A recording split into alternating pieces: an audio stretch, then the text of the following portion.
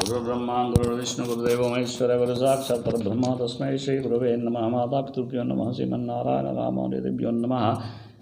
श्री श्री श्री परमसमितमावय गुरुभ्यो नमः। श्री श्री श्री भारद्वाज गुरुभ्यो नमः। श्री श्री श्री त्रिदण्ड श्रीमन्नारायण रामानुजनंदीय स्वामी गुरुभ्यो नमः। ओम नमो वेंकटेशाय।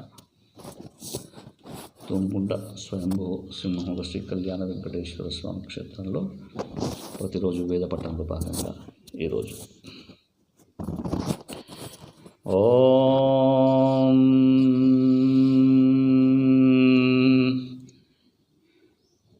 తమిదేవ ఇంద్రం సుహవం యువేమయస్తాచకార నర్యా పురాణే योमावते चरित्रे गद्यं चिन्मक्षो वाजं भरति स्वार्हराधाः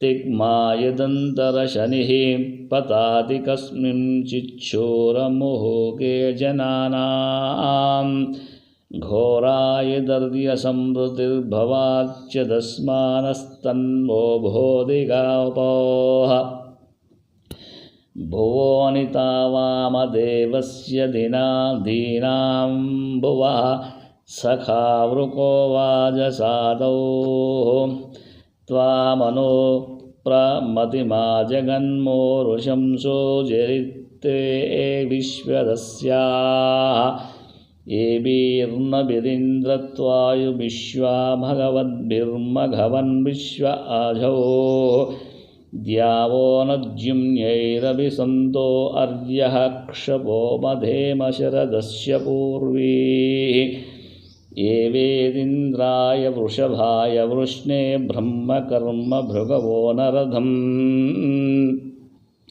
नोचिद्यदानः सख्या वियोषदसन्न उग्रो वितातनोपाः नोष्टुत इन्द्र नो गृणान इशं जरित्रे सद्यो न पीपेः अकारिते हरिवो ब्रह्मनव्यं धिया स्यामरद्यः सदापः। ॐ शान्ति शान्ति शान्तिः।